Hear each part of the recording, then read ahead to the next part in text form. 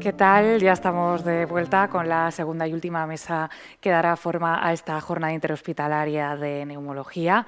En este caso hablaremos del abordaje terapéutico del cáncer de pulmón y para ello analizaremos a fondo dos de las perspectivas más importantes en esta patología, como son la del neumólogo y la del cirujano torácico. Para ello lo haremos en ponencias moderadas por Ángela Hidalgo, adjunta del Servicio de Neumología del Hospital Central de la Defensa Gómez Ulla. Muchas gracias.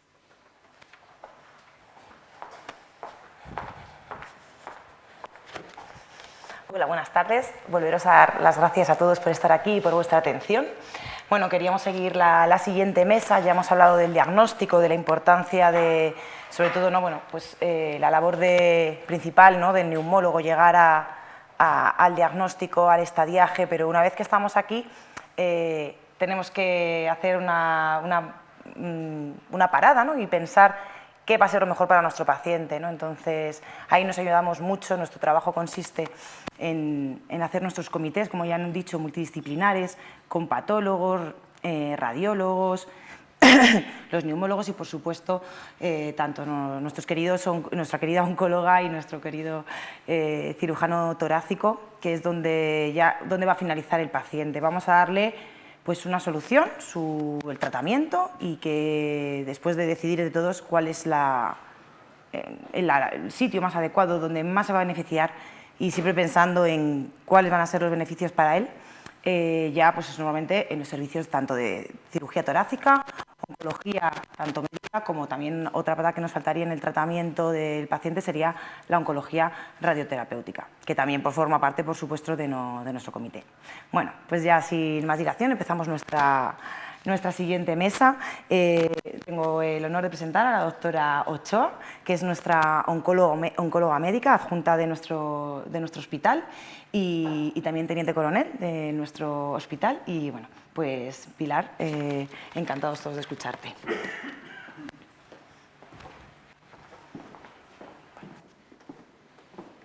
Muchas gracias una vez más a Redacción Médica por dejarnos estar hoy aquí y a todos los que están presentes, tanto los que nos escuchan presencialmente como desde casa. Como ha dicho mi compañera, soy oncólogo médico del Hospital Gómez Ulla y quería dar unas pinceladas sobre el tratamiento de cáncer de pulmón en estadios precoces. Lo he intentado hacer lo más sencillo posible para, yo creo que aunque el público son neumólogos, pero un poco que entiendan el abordaje. Cuando hablamos de cáncer de pulmón, y sobre todo en esta charla, nos vamos a referir al cáncer no microcítico de pulmón, que corresponde al 85% de todos los cánceres diagnosticados.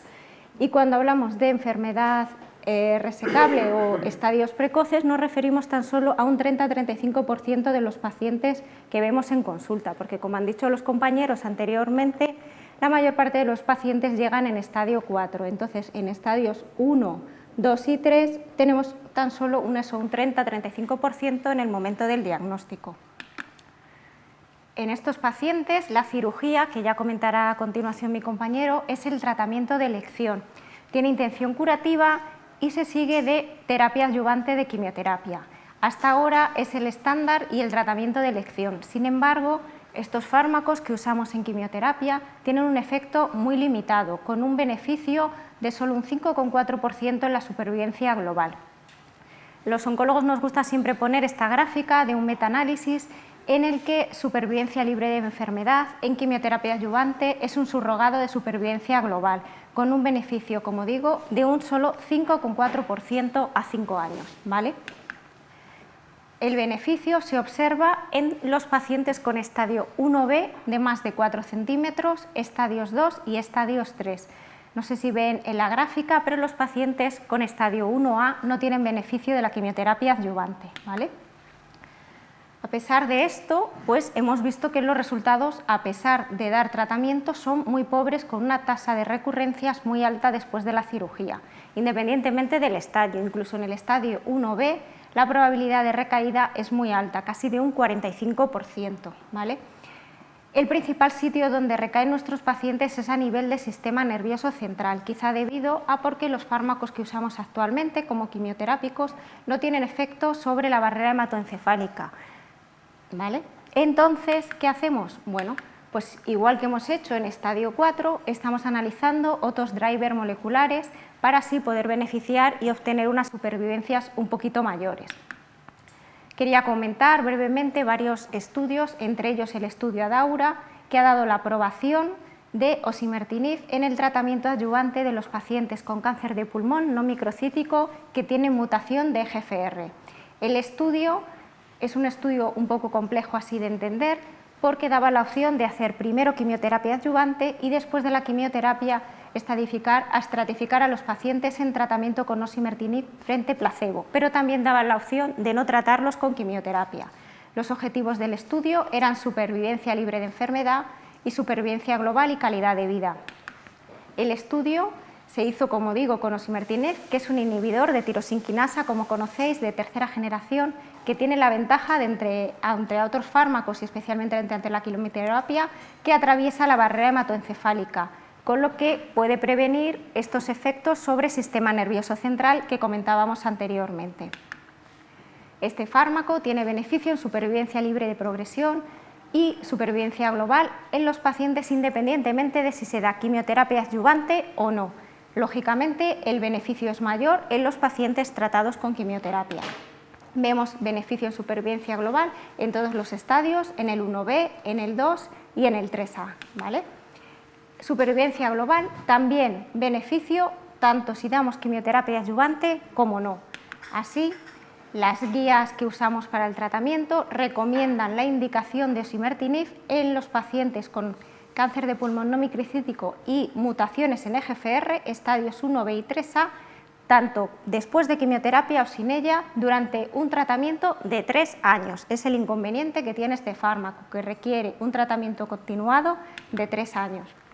Otros fármacos que se están estudiando, que a día de hoy no tienen aprobación, pero que sí que quería comentar, son fármacos en fusiones de red, como es serpercaptinib, que también se hace tras una quimioterapia adyuvante, se estratifican los pacientes frente al mejor tratamiento de soporte o al fármaco contra la fusión. Y otro estudio que es para pacientes con traslocación de ALK. ¿Vale? Los resultados son positivos y yo creo que brevemente veremos su aprobación. También hablar un poquito sobre la inmunoterapia. La inmunoterapia tenemos distintas estrategias y formas de combinarlo. Tenemos la opción de hacerlo de forma neoadyuvante, es decir, dar un tratamiento antes de la cirugía. Podemos hacerlo también después de la cirugía y hablaríamos de un tratamiento adyuvante, o de forma perioperatoria, que es muy novedosa hoy en día y quizás sea la mejor, como veremos a continuación, que es dar un tratamiento previo, operar al paciente y continuar con un tratamiento de inmunoterapia después.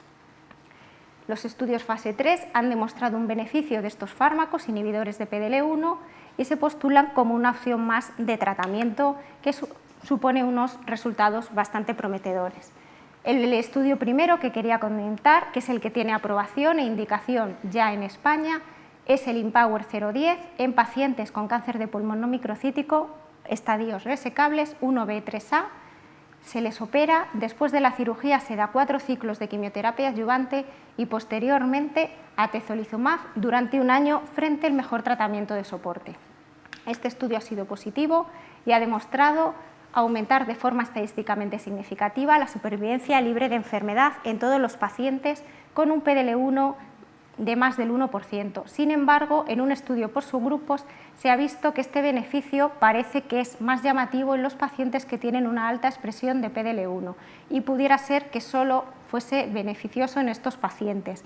Por ello, aunque la FDA lo ha aprobado en mayores de 1%, la indicación de la EMA y por tanto en España la tenemos solo para pacientes con PDL1 de más del 50%, después de una quimioterapia basada en 4 ciclos de platino. ¿Vale?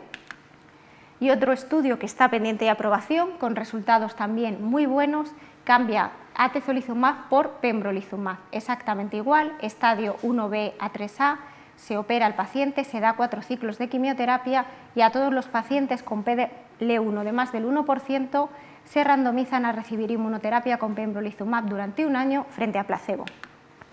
En cuanto a neoadyuvancia, comentar varios estudios. El más importante y el que tiene aprobación a día de hoy es el Checkmate 816 en pacientes con estadio 1B a 3A. que lo que se hace es neoadjuvancia con quimioterapia más inmunoterapia, 3 ciclos de quimioterapia más 3 ciclos de inmunoterapia con nivolumab, frente a quimioterapia sola. Se opera al paciente y se da adjuvancia convencional con quimioterapia.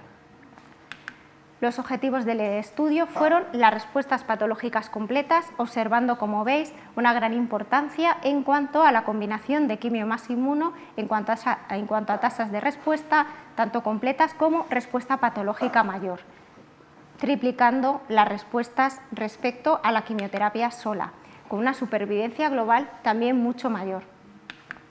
Esto ha hecho que tanto la FDA como la EMA aprueben la combinación de inmunoterapia más quimioterapia neoadjuvante en el cáncer de pulmón no microcítico en aquellos pacientes con alto riesgo de recurrencia y PDL1 de más del 1%.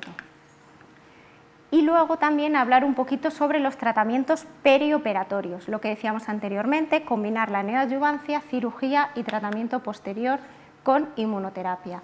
¿Por qué? Pues porque parece que esta estrategia quizás sea la mejor para estimular la inmunidad antitumoral mientras el tumor todavía está presente y poder erradicar así las micrometástasis. Comentar brevemente un estudio del Grupo Español de Cáncer de Pulmón, que es el NADIM, en estadios 3A, ¿vale? Se hace tratamiento neoadjuvante con quimio más inmunoterapia, se opera al paciente y se da 1 año de inmunoterapia, obteniendo unos resultados de supervivencia global a 36 meses de 82%. Y después el estudio NADIM-2, también del Grupo Español de Cáncer de Pulmón, que lo que hace es exactamente lo mismo, pero en vez de 1 año de tratamiento con inmunoterapia adyuvante, se hace solo 6 meses.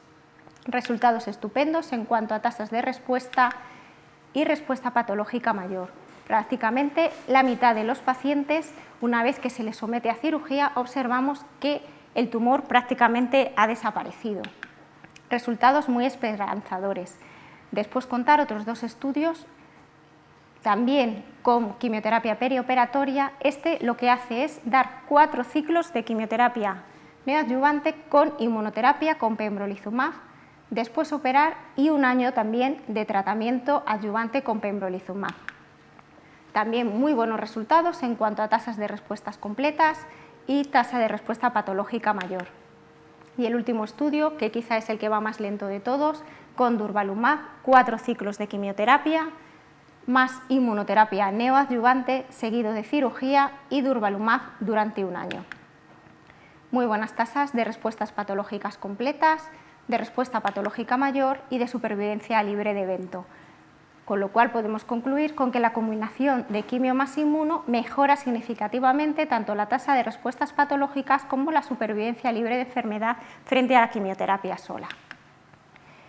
Y con un buen perfil de toxicidad, porque lógicamente asociamos tanto los efectos adversos de la quimioterapia como los de la inmunoterapia. Pero claro, esto también tiene sus peros, porque yo creo que no todos los pacientes, si queréis en el tiempo de preguntas lo debatimos, pero no todos los pacientes, porque en el ensayo, como he comentado, están incluidos los estadios 1B a 3A, pues quizá no todos los pacientes sean para neoadjuvancia, porque la neoadjuvancia no está, también tiene sus efectos secundarios y habrá pacientes que de entrada solo con cirugía pues los hayamos curado. Y la adjuvancia exactamente igual, 1 año de tratamiento con inmunoterapia pues no está exento de complicaciones, pero si queréis luego lo hablamos. Y un poco como conclusiones y por estadios, pues vamos a ver un poquito qué es lo que tenemos que hacer y qué es lo que podemos hacer con lo que tenemos aprobado a día de hoy. En el estadio 1A no hay indicación de quimioterapia adyuvante, sería solo tratamiento quirúrgico o radioterapia en el caso de que ésta esté contraindicada. En los estadios 1B, de más de 4 centímetros o con alto riesgo de recaída, las opciones que tenemos son, si tiene mutaciones de GFR, hacer un tratamiento con osimertinib previo. Podemos hacer quimioterapia adyuvante o de entrada solo osimertinib. Y en aquellos pacientes que no tengan mutaciones de GFR, 4 ciclos de quimioterapia basada en doblete de platino. En estadios 2A y 2B, si tiene mutación, hacer exactamente lo mismo, plantear 4 ciclos de quimioterapia seguida de osimertinib o solo osimertinib durante 3 años. En aquellos que tengan una sobreexpresión de PDL1 más del 50% y no tengan mutación de GFR, la estrategia será dar 4 ciclos de quimioterapia y una vez completada la quimioterapia, dar atezolizumab durante 1 año. Y en aquellos pacientes que ni sobreexpresen EGFR ni PDL1, lo que haremos será hacer 4 ciclos de quimioterapia convencional. El estadio 3 yo creo que es el quizá más difícil y el que habrá que estudiar bien en comité de tumores. Estadio 3A, opción resecable, plantear la quimioterapia neoadyuvante, quimio-radioneoadyuvante o plantear, como hemos comentado, la quimio más inmuno. A día de hoy solo podemos usar nivolumab, que es el que tiene aprobación. El resto de los estudios están pendientes de que estén financiados. Y en el estadio 3B, comentar brevemente, porque quizá ya es un estadio un poquito más avanzado, el tratamiento de elección sigue siendo la quimio-radioterapia, a ser posible concomitante, en base al estudio PACIFIC, en pacientes con PDL1 de más del 1%, después de hacer quimio-radio concomitante, habría que completar con inmunoterapia durante un año, ¿vale? Durvalumab durante un año en aquellos pacientes que tengan PDL1 positivo. Y esto es un poquito lo que os quería contar sobre el tratamiento de los estadios precoces. Muchas gracias por su atención.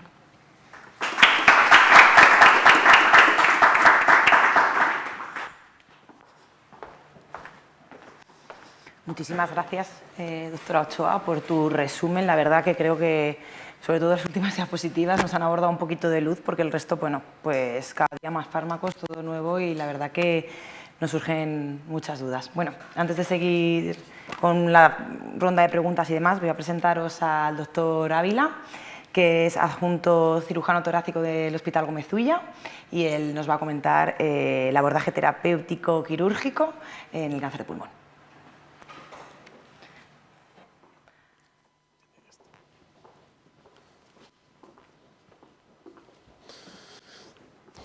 Hola, buenas tardes a todos. Bueno, ya para finalizar, último tema de la tarde. Primero que nada, dar las gracias a Redacción Médica, a Neumomadrid, por supuesto, puesto que soy el vicepresidente torácico de Neumomadrid, aunque hoy no vengo en ese plan. Vengo como invitado del doctor Campos y del Servicio de Neumología, y que es mi segunda casa, y por supuesto dar las gracias a Oximesa. Bueno, ya hemos visto hablar un poco sobre el cáncer del pulmón, y hoy pues a mí me han pedido que hable un poco sobre el punto de vista del cirujano, y la verdad es que, bueno, yo siempre he pensado que el cirujano lo tiene un poquito más fácil, ¿no? El tratamiento quirúrgico del cáncer de pulmón pues está bastante establecido, ¿no? Lo que es verdad es que los porcentajes nos llaman mucho la atención, pues solamente hace unos años operábamos el 20% de lo que se diagnosticaba, hoy Pilar habla un poco del 30%, pero depende de las series y de los países donde lo establezcamos. En España estamos alrededor del 30% de lo que se diagnostica, y estamos hablando que es un porcentaje relativamente bajo si tomamos en cuenta la prevalencia de la enfermedad, y que es una enfermedad que produce más mortalidad que el cáncer de mama, del colon y de la próstata juntos, en forma global. Entonces, lo que está claro es que hasta el estadio 3A la opción quirúrgica está establecida, y que a partir de allí, pues el tratamiento, como lo dijo Pilar antes, es un tratamiento de quimio, radioterapia o quimioterapia solamente. Desde el punto de vista de la neoadjuvancia y la inmunoterapia tenemos que estar abiertos. Es verdad que las cirugías son mucho más complejas cuando los pacientes están sometidos a quimioterapia, inmunoterapia o radioterapia de forma neoadyuvante, pero bueno, es nuestro trabajo y tenemos que estar abiertos y receptivos para realizar este tipo de cirugía, sobre todo si hemos visto y vemos que es verdad que aumenta la supervivencia de forma radical y sobre todo el intervalo libre de enfermedad. Yo quiero hablar un poquito desde nuestro punto de vista de la evolución que hemos tenido en los últimos años. Esto hasta hace nada era así, en la mayoría todavía hay servicios de la Comunidad de Madrid que siguen haciendo toracotomías, pues bueno, la evolución de la cirugía ha sido radical en los últimos años. Hemos pasado de estas incisiones a abordajes cada vez más pequeños, y bueno, es una forma de cambiar la técnica, ha sido parte del trabajo, y creo que hemos tenido que luchar de una forma muy continua en ello. La evolución ha sido desde los años 90, se realizó la primera cirugía endoscópica, y a partir de allí, pues bueno, ha sido un largo trabajo y un arduo camino que recorrer, porque no fue hasta que a finales de la época de 2000-2006, cuando un cirujano americano reconocido publicó una serie de número de casos interesantes, fue cuando se comenzó a tomar en cuenta realmente que la cirugía endoscópica era posible. Más tarde otro cirujano planteó realizarlo con solamente 2 puertos, y finalmente un cirujano español planteó hacerlo con una sola incisión. Bueno, este ha sido el camino. En la última década nos hemos adaptado a ello y hemos podido sumarnos a la causa. y ahora mismo, a día de hoy en nuestro hospital, pues más del 90% de las cirugías se realizan de esa forma, con un abordaje mínimamente invasivo. Entonces aquí se puede mirar, básicamente con una incisión pues se introduce una instrumental especial que permite que podamos hacer las resecciones regladas de una forma mínimamente invasiva y con incisiones de apenas 2 o 3 centímetros según el tipo de tejido que vayamos a resecar. La evolución ha ido más a ello, de hecho estamos realizando cirugías con el paciente sin intubar y esto parece un poco de ciencia ficción, pero es así. El paciente, según lo que vayamos a hacer, pues simplemente con gafas nasales y el paciente despierto o con una mascarilla laríngea, si el procedimiento es más complejo, pues una sola incisión, como se ve allí en la imagen, pues se puede realizar una resección de una forma segura, rápida y sin comprometer la vida del paciente, ¿vale? Y lo hacemos en casos bastante seleccionados. Pero además el tipo de cirugía también ha evolucionado. La primera cirugía para el tratamiento del cáncer del pulmón se hizo en 1940. La realizó Graham, hizo una neumonectomía. A partir de allí se consideró luego que la lobectomía era el procedimiento estándar o el gol estándar para el tratamiento del cáncer de pulmón y hemos llegado a la era de las segmentectomías y esto nos ha dado un poco más de trabajo, pues la idea es resecar el segmento específico donde está la lesión, resecando la arteria, la vena y el bronquio específico de ese segmento para tratar tumores pequeños, debajo de 2 centímetros y en casos muy bien seleccionados. Por otro lado, también apareció la cirugía robótica. Voy a mencionar que a partir de este año contamos con el hospital adquirió una nueva versión de un robot de última generación que permitirá realizar las resecciones de una forma más segura. Las ventajas de la robótica, pues realizar resecciones sublubares de una forma más segura y es mejor para las resecciones del mediastino. Esta es una imagen de cómo se realiza la cirugía robótica de Uniportal y aquí tenemos la visión de cómo es el funcionamiento del robot. Para realizar esas mismas resecciones que antes mostré un vídeo de cómo se hacía de forma endoscópica o desde el punto de vista de la toracoscopia y cómo se hace desde el punto de vista robótico. Procedimiento similar, solamente que el operador no está delante del paciente, sino está en una consola que permite realizar la cirugía. Y por supuesto, si la vía y el camino es intentar que tengamos pacientes con diagnósticos más precoces, pues nos vamos a encontrar cada vez con lesiones más pequeñas. Y entonces las lesiones subcentimétricas son un reto quirúrgico y necesitan nuevas tecnologías para poder afrontarlas. Lo que estamos haciendo es pues, marcarlas, es nuestra forma de hacerlo, es mediante ROL, la marcamos con Tecnesio 99 y con una sonda gamma detectora somos capaces de localizar el segmento donde está la lesión y la podemos resecar desde forma lesiones con estadios muy tempranos. ¿De acuerdo?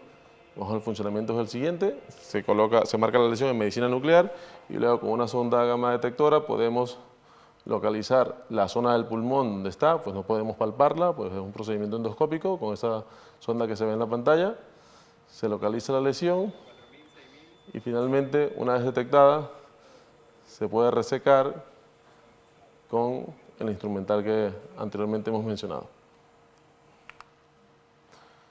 Estos días un cirujano español reconocido publicó en el Hormiguero, bueno, en una entrevista al Hormiguero se vio que hablaba de una nueva tecnología para el robot y esta es la nueva tecnología, es algo así. Es un robot uniportal con un solo puerto que despliega dentro del cuerpo diferentes brazos por un solo orificio y que permite realizar la misma cirugía de una forma más segura y más novedosa. Y de verdad es que es un procedimiento que parece de ciencia ficción, pero eso ya está aquí, es una realidad y nosotros, desde nuestro punto de vista, tenemos que asumirlo, intentar afrontarlo y estar preparados para esta nueva tecnología. ¿Cuáles son los objetivos?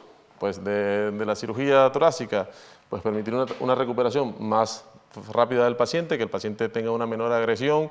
Es verdad que hemos sido capaces de disminuir la estancia media, que anteriormente una semana, solamente 2 o 3 días de estancia hospitalaria, y alcanzar tasas de cirugía por encima del 50%. ¿Qué quiero decir con eso? Que podamos por lo menos llegar a un 50% de lo que se diagnostica con lo cual podamos aumentar de forma sustancial la supervivencia global si tomamos en cuenta que los pacientes que se someten a cirugía en estadios iniciales alcanzan tasas globales de supervivencia del 80% a los 5 años, que todavía no hemos podido conseguirla con ningún otro tipo de tratamiento.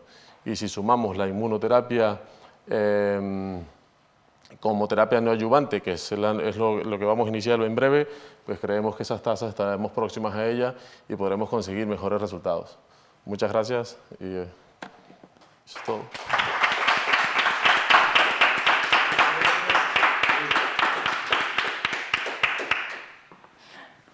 Muchísimas gracias a los dos. Yo quería hacerte una pregunta. Ya nos has comentado que ha bajado muchísimo la estancia media desde que hacéis cirugías pues, mínimamente invasivas o por un solo puerto.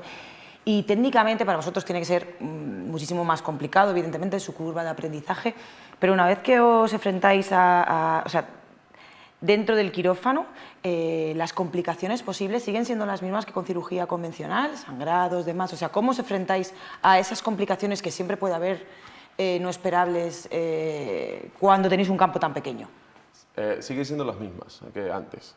Lo que pasa, la diferencia es que ahora lo vemos de una forma más magnificada, pero son las mismas. Entonces, se resuelven de la misma manera. O sea, los accidentes existen, ocurren, y simplemente tener la capacidad para localizar el sangrado, detenerlo, y de la sangre fría para... O sea, ¿es realmente el mismo tipo de, es el mismo tipo de complicaciones? Desde el punto de vista intraoperatorio es el mismo tipo de complicaciones. Eso es.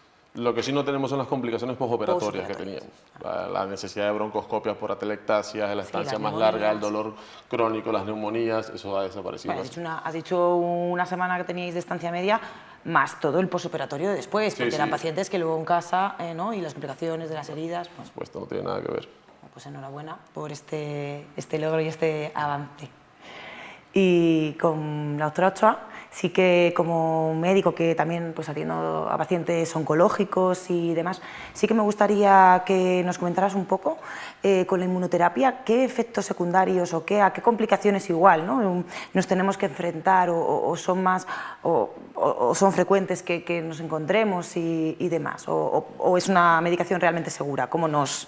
Es bastante segura, pero sí que es verdad que tiene muchas complicaciones, que muchos de los pacientes cuando llegan a consulta se creen que porque sea un tratamiento, muchas veces dicen, es como una especie de vacuna. Es verdad que lo que hace es estimular el sistema inmune y por eso mucha gente lo interpreta como una vacuna, pero sí que vemos muchas complicaciones con la inmunoterapia.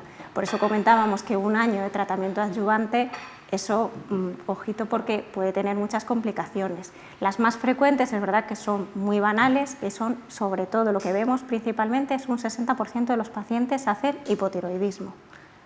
Un 60%, es verdad que con su tratamiento sustitutivo pues poner el tratamiento y demás, pero sí que hay muchos tipos de complicaciones como neumonitis, que son pacientes que muchas veces están radiados, con lo cual la tasa de neumonitis es mucho mayor y ya si están operados y les haces una neumonitis, pues las complicaciones pueden ser mayores, pero sí que les decimos a los pacientes que en general puede producir cualquier itis, afectación de cualquiera de los aparatos, a nivel digestivo, a nivel isquémico, a nivel cardiológico, a nivel intestinal, incluso a nivel cerebral. O sea que sí que tiene complicaciones. Es verdad que suelen ser leves y que suelen mejorar con corticoides y suspendiendo el tratamiento un tiempo, pero no son nada que ver con la quimioterapia, pero tolerada, ¿no? Mucho mejor tolerada, generalmente reversibles con corticoides, pero a veces se instauran daños irreversibles. Bien, muchas gracias. ¿Alguna pregunta que alguien tiene alguna? Doctor Campos. Va para los dos, tanto para Pilar como para Réulo.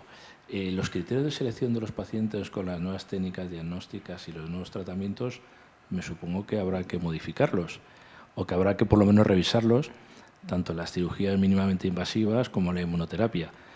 ¿Podremos elevar el techo de tratamiento para estos pacientes?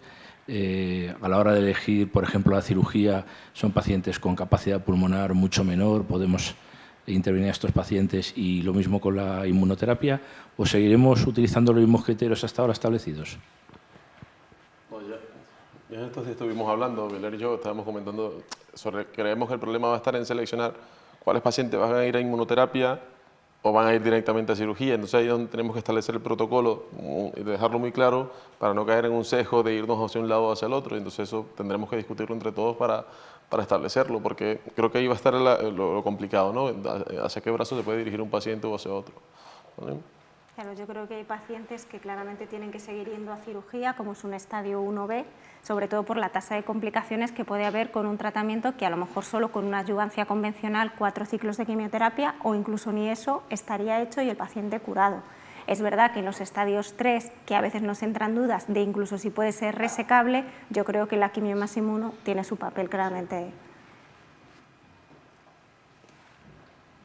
Yo creo que la dificultad va a ser en los estadios 2A, 2B, qué hacer, si operar de entrada, porque es verdad que también muchos oncólogos lo que dicen, sobre todo los que han participado en los ensayos, es que también nos permite el dar un tratamiento previo a la cirugía, pues nos permite de alguna manera testar cómo va a beneficiarse ese tratamiento al paciente, porque si ya sabemos que ha hecho una tasa de respuesta patológica completa con 4 ciclos de quimioterapia, en el caso de que recaiga, sí que nos puede permitir que probablemente se beneficie de ese tratamiento, de la manera que si operamos de entrada al paciente no sabemos el tratamiento si le va a venir bien o no, o sea que puede servirnos de testar al paciente, pero es verdad que también puede haber complicaciones durante el tratamiento, entonces un paciente en estadios muy iniciales que no se les ofrezca a lo mejor la cirugía de entrada, pues yo creo que eso es donde va a estar ahí la labor del comité y de poder decidir un poco qué se hace y luego una vez que tengamos experiencia, sobre todo los compañeros de cirugía torácica que nos digan cómo encuentran al paciente después de una quimioinmunoterapia, que sí que en los ensayos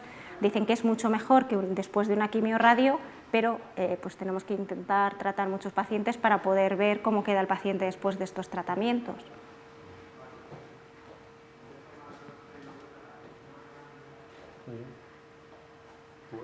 Muy bien, yo, pues por nuestra parte, si no hay más preguntas, queda concluida la segunda. Al quedar concluida la segunda mesa, vamos a poner así también punto y final a esta jornada interhospitalaria de neumología dedicada al Hospital Central de la Defensa Gómez Ulla, organizada por Redacción Médica con el auspicio de la Fundación Neumo Madrid y con la colaboración también de Oximesa Nippon Gases. Solo queda dar de nuevo las gracias a todos los ponentes por compartir su conocimiento, también a todos los asistentes, tanto presenciales como virtuales, a través de Zoom, y despedirnos hasta el próximo encuentro. Muchas gracias.